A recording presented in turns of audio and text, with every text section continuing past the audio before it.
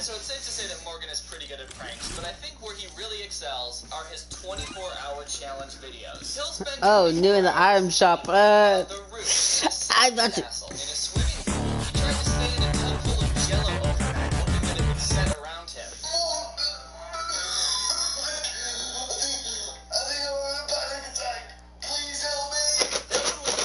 It didn't work, like the Jello never really set and solidified, but he pretended it did. Is it stop?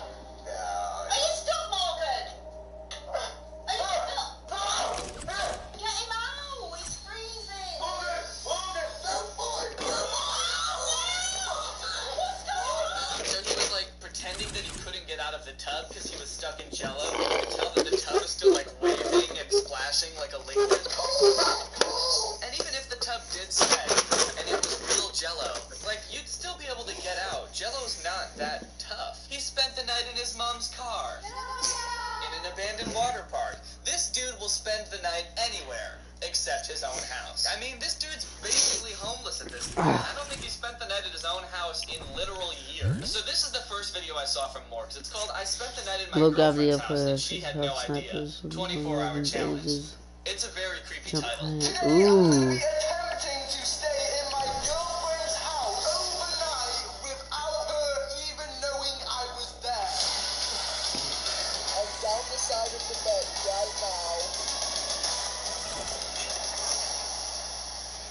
This wasn't as fun as it sounds. That's kind of funny because I wouldn't think that this would be that fun. I think that a more fun thing to do would be to hang out with your girlfriend at her house and not like hide in a closet at your girlfriend's house and hope she doesn't find you.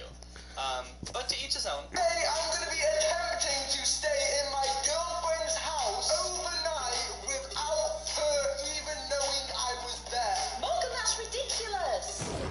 His mom's a great actor. Yo, what? Pretty ridiculous. Oh, I thought it was like. If you guys don't know already, Karen did the exact same prank on me in my house, and I didn't even I guess you're fine with me. Here's the catch. Her house is Oh, it's like the season 4 type stuff, guys. Let's. Damn, dude, what the fuck? Did this dude just pour shame his girl? Low gravity, Like, how small is I this? turn you off. That didn't sound very right, but okay. Let's go old school. Old school, people. Old school, baby. Season 1. Season 1 OG spot, baby. Season 1 OG spot, baby. Let's go, baby.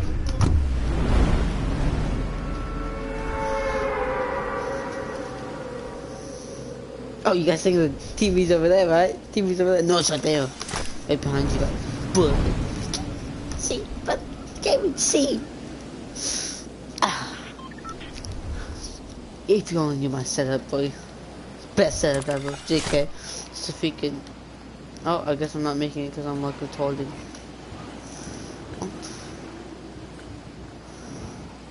So a small circle.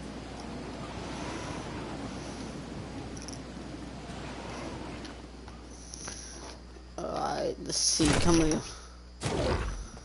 Come here, Betty, Betty. Oh, chest over there, something.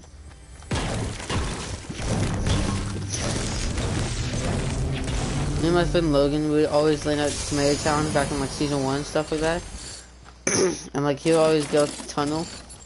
Like I'll always get the tunnel. I realize the only reason why I always get the tunnel is because the tunnel's freaking better than the town. I never got the tunnel. He's freaking jackass.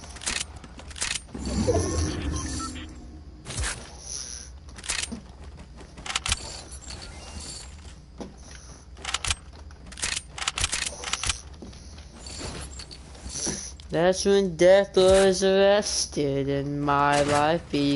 Yes. Ooh, that's a clean sounding sniper rifle. You can actually like aim and stuff. Yes, so free. Free. Forever will free. Come join the song. What about fall damage? Fall damage still a thing? No, fall damage. Oh, I forgot I have 50 health. 50 health, like 50 shit, brother. That's very weird saying that.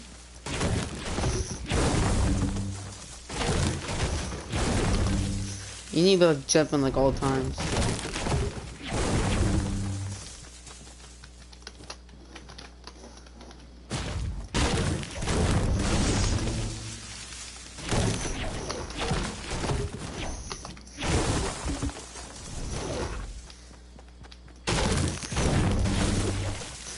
Get no scoped.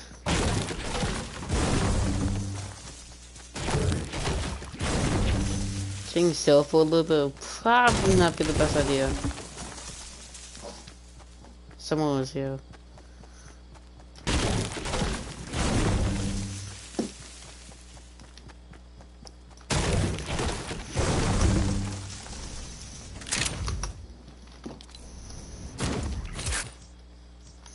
It's very risky, but because I'm going to take it. Okay, that was very scary.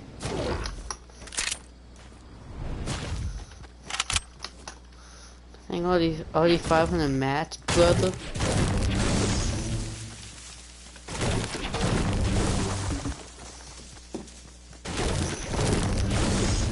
I saw I'm gonna get sniped in the jaw.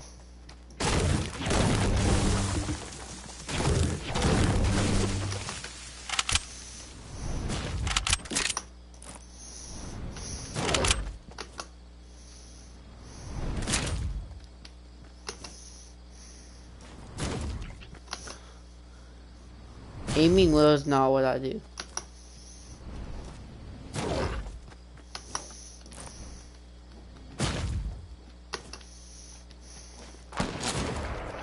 Oh yeah, he saw me. He saw me, baby.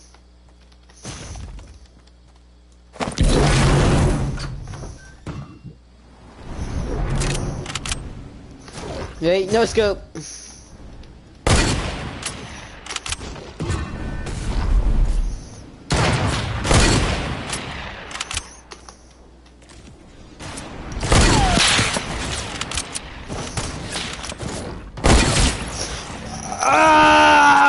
TSM, no, you are not a part of TSM, bro. You're trash, man. You do, man. Oh, I forgot squads.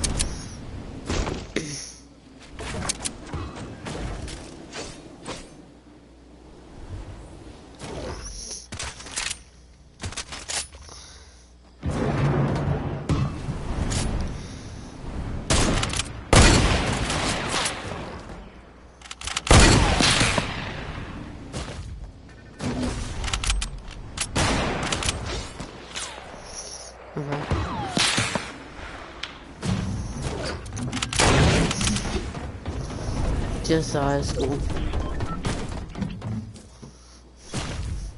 I still got. When is the guy streaming? I'll go check.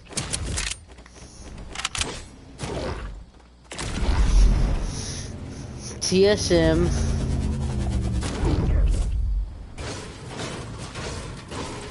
Underscore.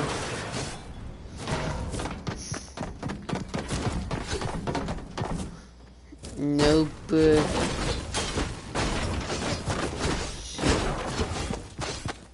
Oh, you're not even a streamer, brother. What do you mean? Get out of here.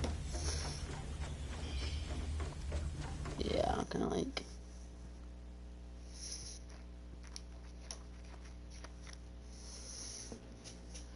What was it? It was like.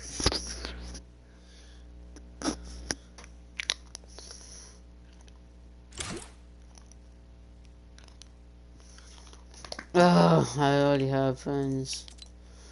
Just kidding, I had no friends.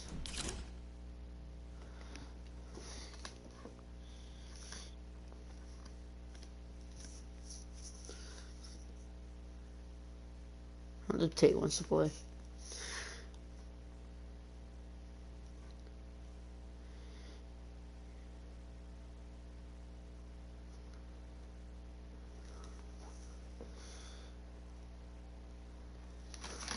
Yes, we're free. We're free. Forever we're free. Come join us.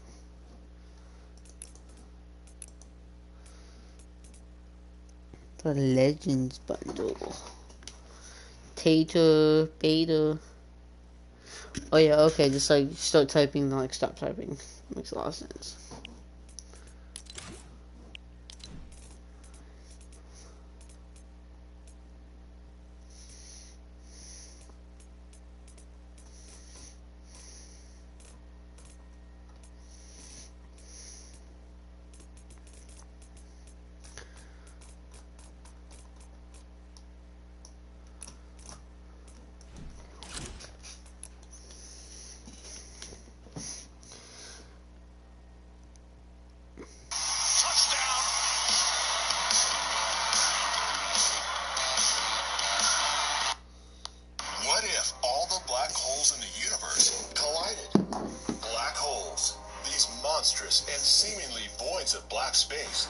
suck in everything that gets too close to them. Space dust, asteroids, planets, and even entire stars. The nearest one is 1,600 light years from us, and in the region of the universe visible from the Earth, there are perhaps 100 billion galaxies. Each one has around 100 million stellar mass black holes in the center, ready to devour anything that gets close enough to its event horizon. But what would happen if all the black holes in the universe collided? Keep watching to find out.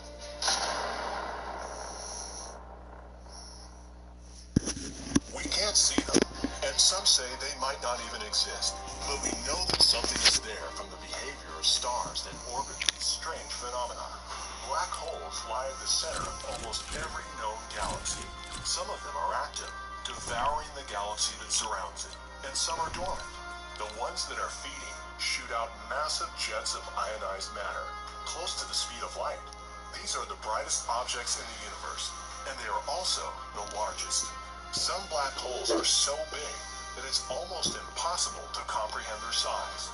The largest one ever found is 17 billion times the size of our sun. Everything in the Milky Way galaxy, including us, is orbiting a mostly dormant supermassive black hole called Sagittarius A. This massive giant is 4.1 million times the mass of our sun. It's 26,000 light years away from us, and right now as we speak, it's tearing apart entire star systems and eating 5 times the mass every year. That doesn't sound like very much, and it's not, because Sagittarius A is now a sleeping giant that could awaken if another black hole collided with it. We're always learning something new about this world. Some people think that a black hole just sits where it's at and doesn't move, but you might be shocked to learn that's not true. Recently, a black hole was spotted in space by the Hubble telescope. Its large bright ring of gas shining through the darkness of space, and even more surprising, it was moving. For some reason, this black hole was evicted from the center of its galaxy, and right now, it's blasting through space at 1,300 miles per second, about 2,000 kilometers per second. What that means is there is a rogue black hole flying through space that is estimated to be 1 billion times more massive than our sun. It would take something massive to push this black hole from the center of its galaxy and into space at such speed. Another black hole. Black holes aren't usually traveling through space looking for something to eat, but we now know it's possible that somewhere from space, a rogue black hole could be heading towards our galaxy, and the collision would be epic on a cosmic scale. There are so many black holes in the universe that it is impossible to count them, and there are even more we have not discovered. If all of the known black holes were to collide together, it would be the end of the universe as we know it. Some of these stellar giants would be so massive that they swallow small. If black holes were like ours, and the ones inside the Andromeda galaxy, then you could imagine the incredible cosmic cataclysm if they all collided at once, perhaps creating a black hole so massive that it would suck in the entire universe. Entire stars would be stripped and sucked inside, planets ripped apart, collisions of planets and stars, those star collisions possibly creating more black holes. It would be a chain of cosmic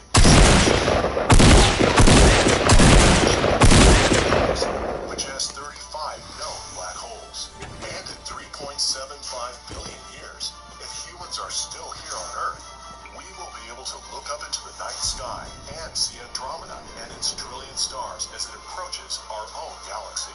This galaxy will collide with us, and the spectacular collision could merge both galaxies into a galactic giant black hole, larger than anything we have ever seen. But there's no need to worry that a black hole will suck us up, or that all of them will attract each other and collide. Black holes are lazy eaters that do not suck in everything around them. Unless they are moving through space, you need to get really close to one in order for it to suck you into it. Even if our own sun suddenly collapsed into a black hole, it would not swallow the Earth. With all these amazing is happening in our universe. It almost seems as though the universe exists simply so that we, creatures like us, are able to see and experience it. Billions and billions of years from now, everything will slip past the event horizon, past the cosmic microwave background, even all the black holes. What is beyond there is a mystery that we may never know. The dark void of space left behind would be the final resting home of the entire universe. We hope you enjoyed this video and hope you give us a like if you think we deserve it. What do you think about black holes? Is there some... The rocket equation, it's a beautiful thing. No astronaut launches for space with their fingers crossed. That's not how we deal with risk. Study every system on a spaceship and then boil it down to what I call a one-pager. When the clock hits 0, you've got to be able to solve your problems in one breath. Crushed into your chair, you're like a leaf in a hurricane, 16 times the speed of sound. As you accelerate harder and harder, the light blue Florida sky starts to get darker and darker, and then suddenly black, and the engine shut off, and you're weightless. The reason I wanted to do this masterclass is to share the hidden depths of purpose that are behind space exploration. It will be a great moment of introspection for humanity if you're the person who finds that one little fossilized flower on Mars. I'm Chris Hadfield, and this is my masterclass. Wow. Space is seemingly endless, harboring an astounding amount of galaxies where life could possibly exist. But just imagine for a moment being in the vastness of space. Your life has just begun. No Earth, no air, and no planetary gravity to hold you down or restrain you. You are simply born into the cold, black, and unforgiving conditions of outer space. It sounds a little lonely and a bit scary. But what would it really be like to be born in outer space? Ever since November 2001, humans have been living in space, but only for brief periods of time. Every single human being has been born on Earth. So it's purely speculative to answer a question about how or if human bodies would survive being born in space, because truthfully, the possibility is too far-fetched for many reasons.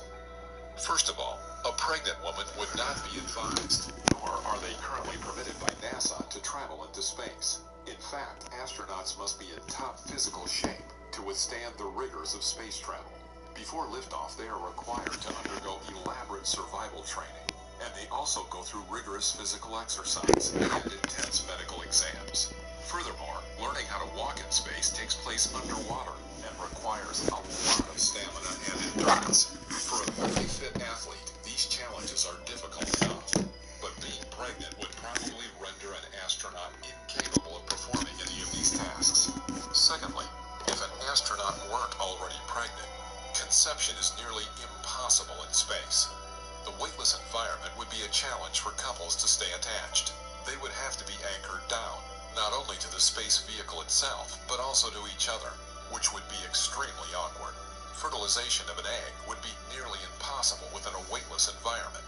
Even if it did happen, fluid flow to the embryo would also be interrupted, making it nearly impossible to gestate and develop a baby to full term. To be more specific, the underlying question about being born in space is related to the effects of weightlessness on the human body. Many astronauts who go into space and who are currently living on the International Space Station go through tests to measure the effects of weightlessness on the human body. However, it is not known what the full effects are. The closest we've come to determining the answers to those questions is a study done in 2001 on 20 pregnant rats that were sent to space and returned to Earth to give birth. The mother rats all gave birth to normal-sized babies. They were able to lactate to feed them normally and did not suffer from a significant loss of muscle mass. The rat babies, however, had trouble righting themselves after being turned on their backs, but they eventually were able to do it after 5 days of trying. Earth-born rats were able to right themselves immediately. This suggests an anomaly in the inner ear system of the space rats that Earth rats did not have. But that's literally the only conclusion from this elaborate experiment, and doesn't tell us much at all. One of the primary scientific facts is that all fluids are affected in a major way by the lack of gravity. As you know, our bodies are made up of approximately 60% water. With all this fluid being pulled down by gravity on Earth, the body reacts in ways that are familiar to us. However, in a weightless environment with no gravity, bodily fluids are not being pulled down, and instead are free to float around the body uniformly. Free-floating fluids in our bodies make our bodies behave differently than they do under normal gravitational circumstances. We already know what the specific effects of this are from years of space travel and astronauts' first-hand experiences. More than half of astronauts suffer from space sickness, which is caused by fluid expansion in the inner ear that happens in a weightless environment. The effects of these fluid shifts vary from mild nausea and vomiting to disorientation and intense headaches. It's difficult to imagine being able to gestate a baby while suffering from both space sickness and morning sickness. Astronauts in space also experience swelling in the auricular cavity, which leads to optic nerve issues.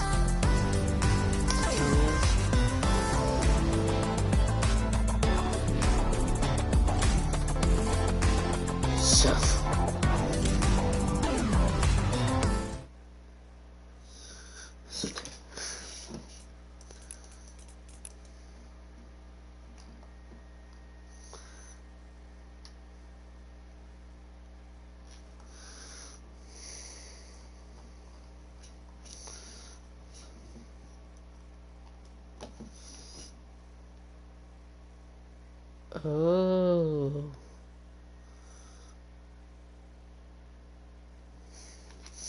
Oh.